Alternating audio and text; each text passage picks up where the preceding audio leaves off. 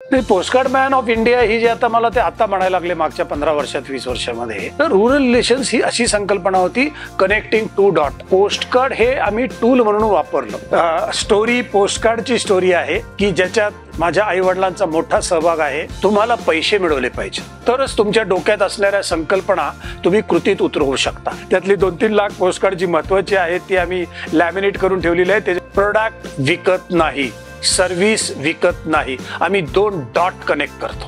28,300 संगणक ग्रामीण भागातल्या शाळेत लागले. तुमची एक स्वतःची एक स्ट्रॅटेजी बनवली. आपण मेजॉरिटी काम हे ग्रामीण भागातल्या माध्यमिक मुलांसाठी करणार. दान करताना त्याच्यात दानत असावी, उगाच करायचं म्हणून करू नका. माझी नम्र विनंती आहे सर्वांना. Give the world the best you have and the best, very very best will come back to you.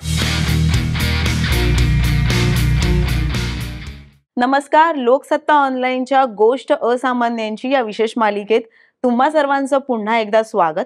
आज आपण ज्यांच्याविषयी जाणून घेणार आहोत ते आहेत प्रदीप लोखंडे, पुणे 13.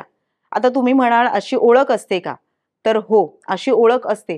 कारण या एवढ्याच पत्त्यावर दररोज महाराष्ट्रच नव्हे तर देशभरातील ग्रामीण भागातून हजारोंच्या संख्येने पत्र पोहोचतात. तुमचा ह्यावर विश्वास बसत नसला तरी हे खरंय. पोस्टकार्ड मॅन अशी ओळख असलेले प्रदीप लोखंडे यांनी हे खरं करून दाखवले. ह्याच पत्रांच्या माध्यमातून प्रदीप लोखंडे यांनी देशभरातील जवळपास 49,000 गावांची माहिती गोळा केली आहे. सुरुवातीला व्यावसायिक दृष्टिकोनातून सुरू झालेला त्यांचा हा प्रवास पुढे सामाजिक कार्याच्या दिशेने वळला. रूरल रिलेशन्स या त्यांच्या संस्थेच्या माध्यमातून अनेक उपक्रम राबवले जात आहेत. ग्रामीण भागात वाचनालयाची चळवळ उभी करणारा ज्ञान की हा उपक्रमही त्याचाच एक भाग आहे. चला तर जाणून घेऊयात त्यांचा हा प्रवास. नमस्कार, मी प्रदीप लोखंडे, पुणे 13.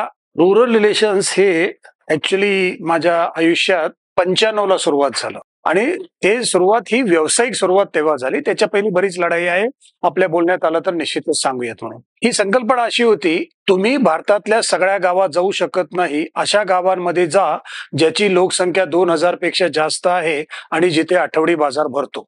आता आपण महाराष्ट्राचं एक्झाम्पल घेऊयात. महाराष्ट्रामध्ये 43,000 गावं आहेत, 357 तालुके आहेत आणि फक्त 36 जिल्हे आहेत. फरक पहा केवढा मोठा आहे. 43,000, 357 आणि 36 जिल्हे. पण 43,000 गावात जाणं अवघड आहे, म्हणून अशा गावात जाऊ ज्याची लोकसंख्या 2000 पेक्षा जास्त आहे आणि आठवडी बाजार भरतो. ती त्यावेळेला 5,800 गावं होती.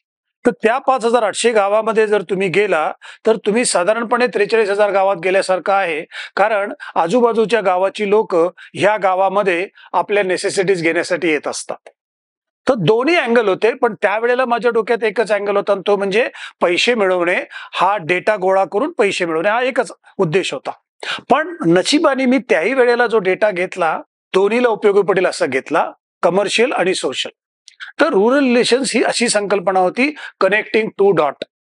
एक डॉट आहे की जो शहरामध्ये आहे, दुसरा डॉट आहे की ग्रामीण भागामध्ये आहे. मग ते कॉर्पोरेट असेल तर कंझ्युमर, एखाद्याला चांगलं काम गावात करायचे तर त्याच्यासाठी गावकरी, अशा दोघांना जोडून देण्याचा आम्ही तो प्रयत्न करण्यासाठीची ही सगळी एक जी इनिशिएटिव्ह घेतला, त्या इनिशिएटिव्हला नाव रूरल रिलेशन्स असं देण्यात आलं. नाही, सिंपल होतं. हे आता जरा थोडस त्याला जडजड शब्द वापरतो मी की ते इनोव्हेशन होतं वगैरे वगैरे.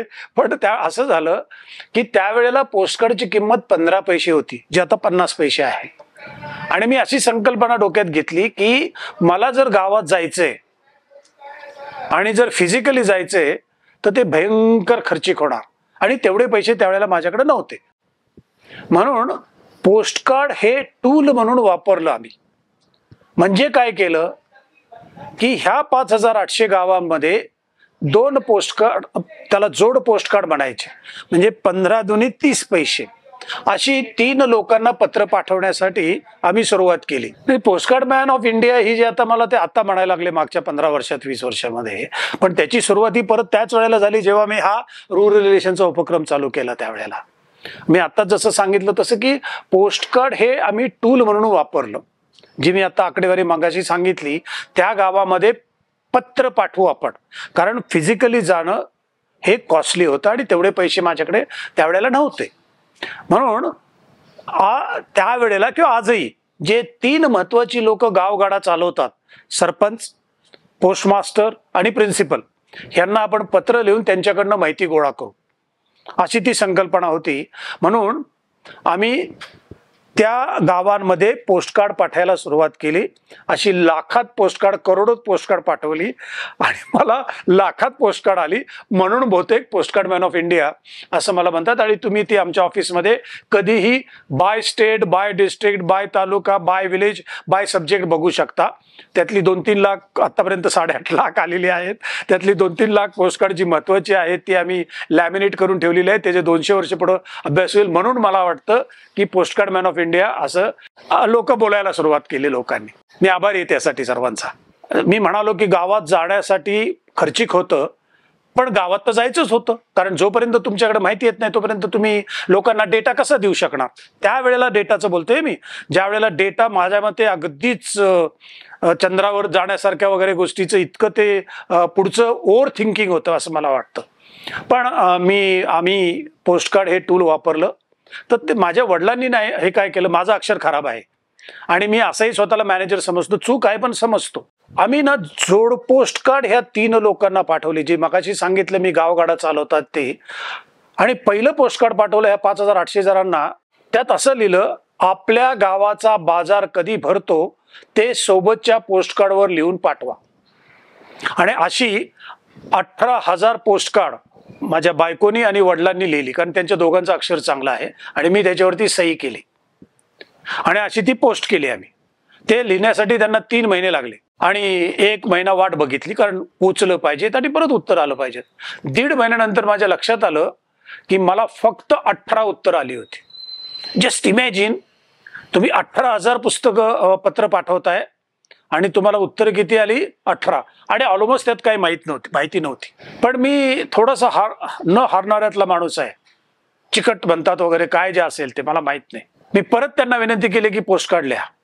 दुसऱ्या पोस्टकार्डवर आम्ही असं लिहिलं, आपल्या गावाचे सरपंच कोण आहे ते सोबतच्या पोस्टकार्डवर पाठवा. म्हणजे बघा, त्यांनी पोस्टकार्ड सुद्धा आपलंच, म्हणजे त्यांनी फक्त पेन घ्यायचं आहे आणि ते वाक्य लिहायचे की आमच्या गावाचा सरपंच हा राहुल वैद्य आहे, बस, बाकी काही नाही. परत 3 महिने त्यांना लिहायला लागली. परत 18,000 पोस्टकार्ड 5,800 गावात आणि परत 1.5 महिना वाट. तेव्हा 49 उत्तर आली फक्त. किती? 18 आणि 49. जस्ट इमॅजिन काय टेन्शन असेल घरात. 6 महिने आम्ही हे करतोय, उत्तर 0, मोठं 0. पण नाही हारलो. All thanks to them also. पण काय असतं, जो एंटरप्रेनर असतो त्याला माहिती असतं त्याला काय गोल अचीव्ह करायचा आहे. काही काही वेळेला त्याला सांगता पण येत नाहीत ते इतरांना, गडबडी होतात सगळ्या. पण माझ्या मते सगळ्यात मोठा टर्निंग पॉइंट ह्या पुढच्या ह्याच्यात आला. मग मी परत या दोघांना विनंती केली, कॅन यू इमॅजिन, परत त्यांना विनंती करायची, परत 3,000 पत्र 3 महिने लिहा. पण विनंती केली. मी म्हटलं जर आत्ता नाही जमलं तर मग आपण दुसरा विचार करूयात. आणि त्यांना म्हणलं आता ह्या वेळेला आपण जोड पोस्टकार्ड नाही पाठवणार, कारण ऑलरेडी 2 पोस्टकार्ड आपली त्यांच्याकडे आहेतच. आणि त्या पत्रावरती असा मजकूर लिहिला, माझ्या मते that was a turning point, जो मी आता मगाशी म्हणालो ते. आपणास आपल्या घरातील व गावातील सर्वांना दीपावलीच्या हार्दिक शुभेच्छा. काय माहिती पाठवू नको बाबा मला. ती 18,000 पोस्टकार्ड परत आम्ही पोस्ट केली. परत ते 3 महिने आणि परत. पण मला 15 दिवसातच उत्तर यायला सुरुवात झाली. आणि त्याच्यावर त्यांनी असं लिहिलं होतं, तुम्हाला सुद्धा दिवाळीच्या हार्दिक शुभेच्छा. अशी मला 850 पत्र आली. आणि मग माझ्या लक्षात आलं की प्रदीप, लोकांना मागायचं नाही, लोकांना आदेश द्यायचे नाहीत, लोकांकडनं अपेक्षा करायची नाही. त्यांनी का करावं, त्यांनी का वेळ द्यावा तुला. आणि जेव्हा मी त्यांना विश केलं, त्यांनी मला विश केलं, तेव्हा माझ्या लक्षात आलं की तुम्हाला त्यांच्याबरोबर रिलेशनशिप बिल्ड करावे लागेल, तरच तुला माहिती मिळेल. आणि मग after that no look back.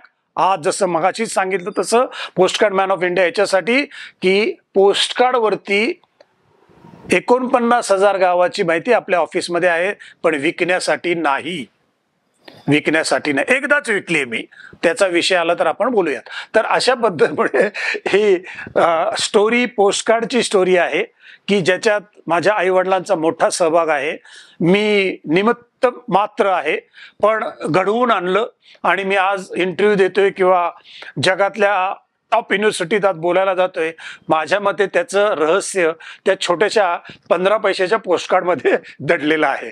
ही जसं मी सांगितलं की मी सोशल एंटरप्रेनर आहे. ह्या देशात सोशल एंटरप्रेनर कोण हे गडबडीचा भाग आहे. पण माझ्या मते असं आहे, मी त्याचं एक डेफिनेशन असं देतो, सोशल म्हणजे मी हा कुर्ता आणि एंटरप्रेनर म्हणजे ही जीन्स, ही 3,500ची आहे आणि हा 400 रुपयाचा आहे. सोशल एंटरप्रेनर म्हणजे गच्च पैसे असल्याशिवाय तुम्ही 3,500ची जीन्स घेऊ शकत नाही आणि तुम्ही घातले म्हणजे असा मी सोशल एंटरप्रेनर आहे. त्याच्या माध्यमातून आम्ही 3 व्हर्टिकल चालवतो. एक पहिलं व्हर्टिकल असं आहे की ज्याच्यात मी पैसे मिळवतो. माझं प्रामाणिक मत आहे की तुम्हाला पैसे मिळवले पाहिजेत, तरच तुमच्या डोक्यात असणाऱ्या संकल्पना तुम्ही कृतीत उतरवू शकता. आता काही जण याला काय म्हणतील मला माहित नाहीये, पण मी त्यांच्याबरोबर कधी डिबेट करायला तयार आहे. म्हणून मी पहिला जो डेटा गोळा केला तो विकण्याचा जोरदार प्रयत्न केला, फेल गेलो वगैरे वगैरे, पण तरी एक ठिकाणी जिंकलो. 2 जणांना जोडतो, कंपनी आणि ग्राहक, गावकरी नाही ग्राहक असं. आणि जसं मला सांगायला आनंद वाटतो की जगातला कुठल्याही ब्रँडचं तुम्ही नाव घ्या, आम्ही आतापर्यंत 67 ब्रँडवरती काम केले.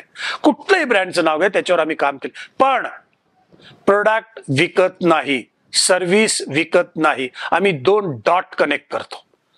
जर करायचे तर करा आमच्याबरोबर काम, नाही तर काही प्रॉब्लेम नाहीये. पण 67 ब्रँडने काम केलं, कारण त्या गावकऱ्यांनी मला ट्रस्टनी तो डेटा दिलेला आहे. म्हणून मला त्याला एकदा केलंय, पण मी परत परत सांगतो, मी एकदा केलेलं आहे.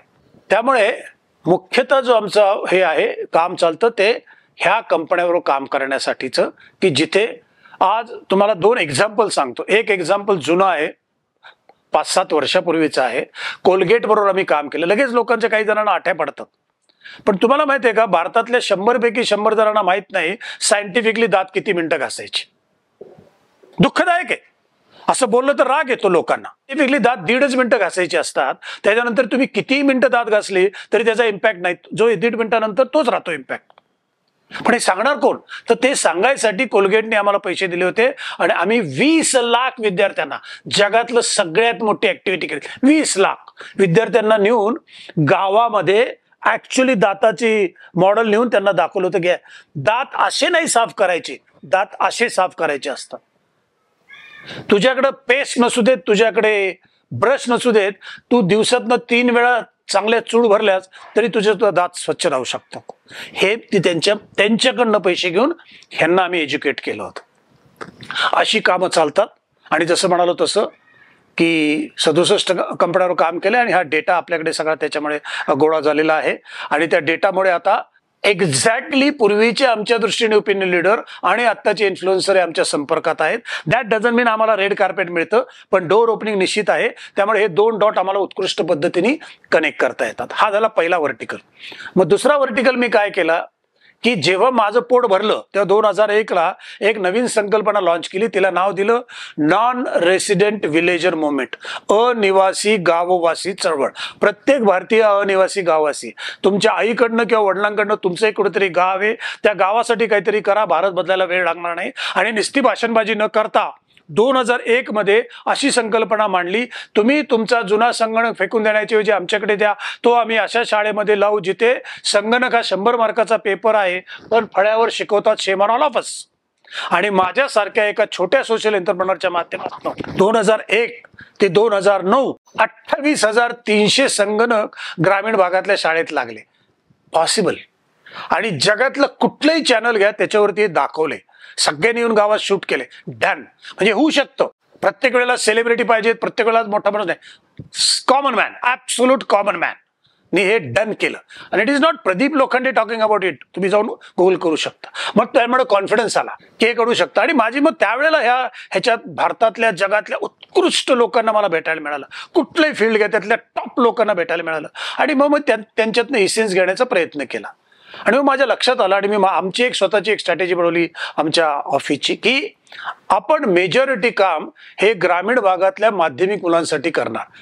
संगणकही त्यालाच दिला. आणि मग 2000 मध्ये एक उपक्रम लॉन्च केला जो भयंकर मोठा क्लोज टू माय हार्ट आहे आणि सक्सेसफुल झालाय. त्याला नाव दिलं ज्ञानकी वाचनालय. ते का केलं? कारण 2010 मध्ये मी जुना संगणक गेल्यावर शेंबडं पोरग मला म्हणायचं where is Mouse and where is colour monitor. त्यामुळे दान करताना त्याच्यात दानत असावी. उगच करायचं म्हणून करू नका, माझी नम्र विनंती आहे सर्वांना. काही नाही, मग त्याचा अतिशय मग दोघंही आपलं ह्याला वाटतं दिल्यासारखं, तो घेतल्यासारखं, त्यातनं आउटपुट शून्य येतं. म्हणून आम्ही बंद केलं. आता देतो, पण आता फक्त नवीन संगणक किंवा IT कंपनीने दिले तरच घेतो, कारण त्यांचे नवीन सारखेच असतात. आणि आता एका शाळेला 5 देतो, त्यावेळेला 1 देत होतो, कारण आता 1 घेत पण नाही येत. ते इतकी परिस्थिती बदलली आणि आपण सर्वांनी मान्य केलं पाहिजेत. आणि मग 2010 मध्ये ज्या टॉप लोकांना भेटायचो त्यातल्या बऱ्याच लोकांनी सांगितलं, अरे प्रदीप, लोक वाचतच नाही तरी सगळं टीव्ही आणि हे ते मोबाईल आणि जे काय ते त्यात काहीतरी केलं पाहिजे. आणि मला नेहमी प्रवाहाविरुद्ध पोहायला आवडतं. मग म्हणलं ठीक आहे, मी प्रयत्न करतो. आणि मग त्या दिवशी आम्ही एक संकल्पना लॉन्च केली, तिला नाव दिलं ज्ञानकी वाचनालय. ज्ञान इज अ संस्कृत वर्ड, म्हणजे नॉलेज. की म्हणजे त्याची चावी, ज्ञानाची चावी आपण देण्याचा प्रयत्न करतो. ही संकल्पना काय? त्याला टॅगलाईन केली, वाचा, लिहा, बोला.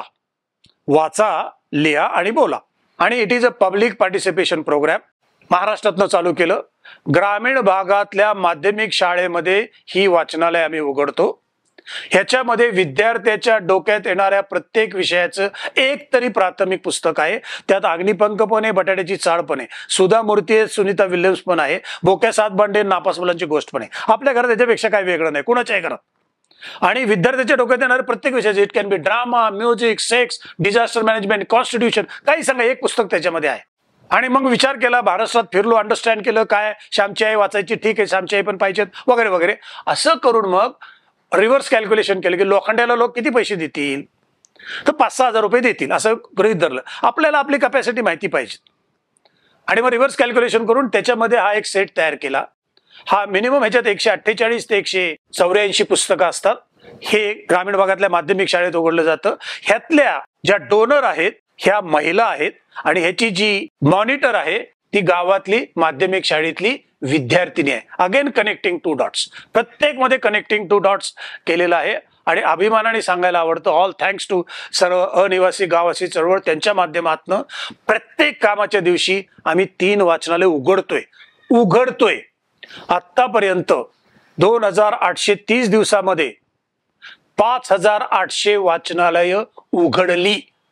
आणि फक्त महाराष्ट्र नाही, आता आम्ही भारतभरात गेलोय. जर आम्ही तेलंगणामध्ये उघडतोय तर तेलुगू, तिथले पु ल देशपांडे कोण आणि तिथे चांगली ती पुस्तकं दिली जातात. राजस्थानमध्ये उघडताना हिंदी दिली जातात. त्याचे 2 मोठे ऑब्जेक्टिव्ह आहेत असं आम्हाला वाटतं. एक, थोडीशी वाचनाची आवड निर्माण व्हावी, थोडीशी. आणि दुसरं मोठं आहे, तुम्हाला जर प्रादेशिक भाषा जिवंत ठेवायच्या असतील तर फक्त आणि फक्त हेच महत्वाचं टूल आहे. कारण 9 ते 14च्या वयाच्या मुलाच्या हातात आपण ते पुस्तक देतोय, त्याला वाचायला लावतोय, त्याला बोलायला लावतोय आणि सर्वात महत्वाचं त्याला लिहायला लावतोय.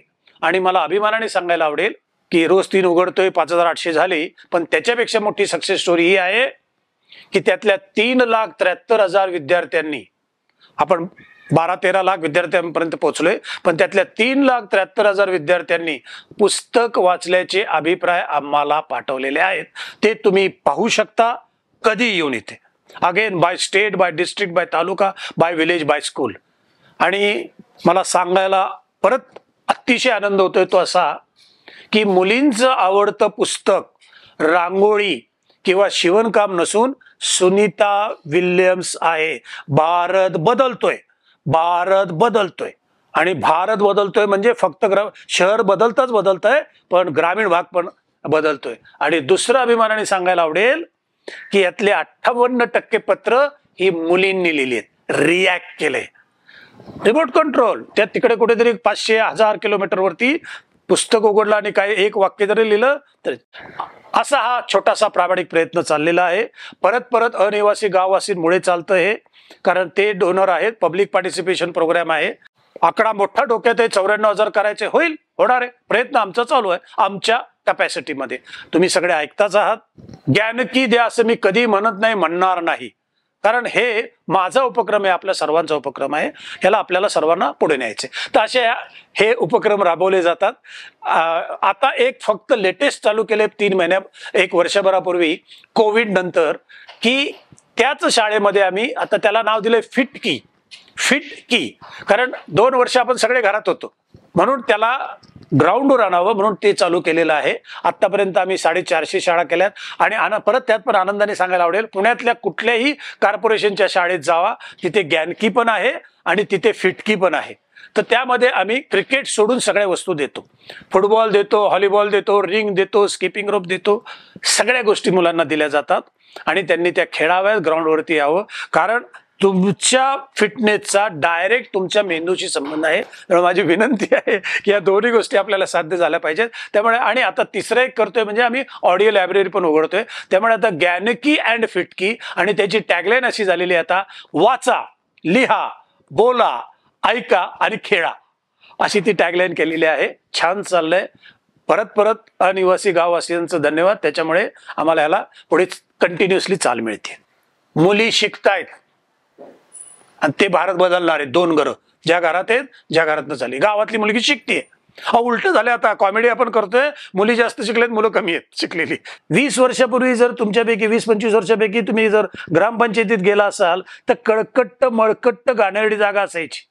आता भारतातल्या कुठल्याही ग्रामपंचायतीत तुम्ही जा, तुम्हाला ती कम्पॅरेटिव्हली नीट अँड क्लीन दिसेल. का हो? कारण मागच्या 10-15 वर्षात प्रत्येक ग्रामपंचायतीमध्ये 3 ते 13 वुमन काउन्सिल मेंबर आहेत, who understand sanitation and child care better than a female. Change huge change आलाय. आणि मी जसं म्हणालो की कुठलंही जर तुम्हाला सोशल काम करायचं तर तुम्हाला सरपंचाच्या माध्यमातून करायचंय, तुम्हाला प्रिन्सिपलच्या माध्यमातून करायचं, विद्यार्थ्यांसाठी करायचंय, पोस्ट मास्टर हा तिथला सर्व कुंडली ठेवणारा माणूस असेल त्याच्या माध्यमातून करायचंय. त्यामुळे अशा टाईपचा आम्ही तो डेटा गोळा केला. पण आता तो बदलत चाललाय. म्हणजे आता इंटरेस्टिंग कुठला डेटा घेतो सांगतो तुम्हाला. आता कुठला डेटा घेतो, जो शेतकरी परदेशात जातो त्याचं नाव घेतो, कारण तो मोठा इन्फ्लुएन्सर झालाय. असं आपल्याला बदलावं लागणार आहे. ज्याच्या शेताला फेन्सिंग आहे त्याचं नाव घेतो, कारण तो बदललेला आहे. जो शेतकरी पैसे देऊन एक्झिबिशन बघायला येतो त्याचं नाव घेतो, कारण तो मोठा इन्फ्लुएन्सर झालाय, कारण तो त्या भागातला जगाला जोडला गेलेला तरुण आहे, तरुण शेतकरी आहे. असं आपल्याला आता ते जसं जग बदलते तसं आपल्याला बदलायला लागणार. त्यासाठी फार काही करावं लागत नाही. तर असे वेगवेगळे आता इन्फ्लुएन्सर. मी जसं सांगितलं की प्रदीप लोखंडेचं नाव पोस्टकार्ड बरोबर जोडलं गेलं, त्यामुळे मी त्याला कधीच सोडणार नाही. मी जिवंत आहे तोपर्यंत. माझी पुढची पिढी काय करणार ते त्यांनी ठरव. पण त्याचबरोबर मी पोस्टकार्ड बरोबर आज माझ्याकडे यांचे ईमेल आयडी आहेत आणि सगळ्यांचे मोबाईल नंबर आहेत. म्हणजे मी डिजिटल बरोबर पण चाललेलो आहे. माझं असं मत आहे, मी का पोस्टकार्डला रिस्पेक्ट करतो आणि करावा असं माझं मत आहे. 2, आज जर तुमच्या व्हॉट्सअपवरती, I am not against that, पण तरी मी एक्झाम्पल देतोय, एक दिवसाला 300 तुम्हाला मेसेजेस येतात का काय, जे व्हॉट्सअप येतात, त्यातले तुम्ही इफेक्टिव्हली किती वाचता? 3, 5, 8 नाही. पण जर तुम्हाला एक पोस्टकार्ड आलं तर तुम्ही ते 100% वाचणार आहे. किती बिझी असता तुम्ही. It can be honourable prime minister of this country or peon of a small organisation. तो राहिलं माझ्या नावाने आलंय, म्हणजे काहीतरी याच्यात असायलाच पाहिजेत. हा जो फरक आहे, so we are saying it is a personal touch. That doesn't mean की मोबाईल डेफिनेटली ते इतकं भारी टूल झाले की त्याला प्रमाणच नाही. पण आम्ही अजूनही कॉम्बिनेशन करतोय. जसं मी म्हणालो, लोखंडेचं नाव पोस्टकार्डशी जोडलं गेलेलं आहे. तोपर्यंत प्रदीप लोखंडे जोपर्यंत या संस्थेशी जोडलेलं आहे तोपर्यंत पोस्टकार्ड हे राहणारच. आणि आजही तुम्ही बघितलं, आम्ही आजही 1000-2000 पोस्टकार्ड रोज गावात पाठवतो. मलाही आज 100-200 पोस्टकार्ड रोज गावातनं येतात. जोपर्यंत शक्य आहे तोपर्यंत करायचं. आता गव्हर्नमेंटनेच बंद केलं पोस्टकार्ड, उद्या तर बघू माझं उद्दिष्ट साध्य झालंय का, तर त्या वेळेला ते झालेली आहेत. नाही तर मी इथं बसलोच नसतो. कारण ना, आपण अडकून नाही पडलं पाहिजेत. मला वाटतं आपण बराच वेळा काहीतरी एकदमच मोठा विचार करायचा. मी जर पहिल्याच दिवशी 95ला विचार केला माझ्याकडे मर्सिडीज आली तरच मी असं नाही, मग चूक येते. पण मर्सिडीजसाठी मला काम करावं लागेल ना, असा विचार. तर तरी सुद्धा मी सांगतो, जे आज आमचा 49,000 गावाचा डेटा आहे, माय अल्टिमेट ऑफ लाईफ, मला हे 85,000 गावाचा डेटा गोळा करायचा आहे. कारण 85,000 गावं ही अल्टिमेटली 6,37,000 गावांना, जी भारतात एकूण 6,37,000 गावं आहेत त्याला केटर करतात. So ultimate aim of the organisation, आणि जे आम्ही निश्चित करणार आहे, आम्ही 1-2 जणांवर आता जेव्ही पण केलेत, आम्ही 85,000 गावाचा डेटा, पण आजच्या घडीत आजच्या दृष्टिकोनातून उपयोगी. बेस तोच राहणार, पण त्यात व्हॅल्यू ॲडिशन होणार, आणि 85,000 गावाचा डेटा पुढच्या 2 वर्षामध्ये आम्ही गोळा करणार आहोत. त्यामुळे निश्चितच आम्ही जगातले वन ऑफ द फायनेस्ट, कारण बॅलन्स ॲक्ट केलाय प्रत्येक ठिकाणी, नुसतं त्याचा बजबजपुरी केलेली नाहीये. त्यामुळे एक प्लॅटफॉर्म तयार करू ज्याच्यावरती, किंवा त्याला हायवे म्हणा किंवा काय जे म्हणायचं ते म्हणा, तरी प्रत्येक जण त्याच्यावरती चालू शकेल, त्याचा चांगला उपयोग करून घेऊ शकेल. All the best. तरुणांना परत परत ते सांगायचं की तुम्ही इतक्या राईट टायमाला जन्माला आला की तुम्ही विचार करू शकत नाही. मित्रांनो, भयंकर मोठी अपॉर्च्युनिटी या देशामध्ये आहे, कॅपिटलाइज करा. पण फक्त माझी विनंती 2 शब्दाची ॲडवाइस नाही, मी केलेल्या कामाचा अनुभव तुमच्यावर शेअर करतोय की 2 शब्द लक्षात ठेवा. सातत्य हे फार महत्वाचं आहे, आणि दुसरं थोडंसं त्याच्याबरोबर innovation. Life is set and sky is the limit. Please तुम्हाला सांगतो. आणि मग पैसे मिळाल्यानंतर एक गोष्ट निश्चित करा, give the world the best you have, and the best, very very best will come back to you. पण ते गिव्ह करावं लागतं. Thank you very much. सकारात्मक दिशेने उचललेलं एक पाऊल किती लोकांच्या आयुष्यात बदल घडवू शकतो, त्याचं हे एक उत्तम उदाहरण आहे. ग्रामीण भागात होणाऱ्या परिवर्तनाविषयी तुमचं मत काय आहे, आम्हाला कमेंट करून नक्की कळवा.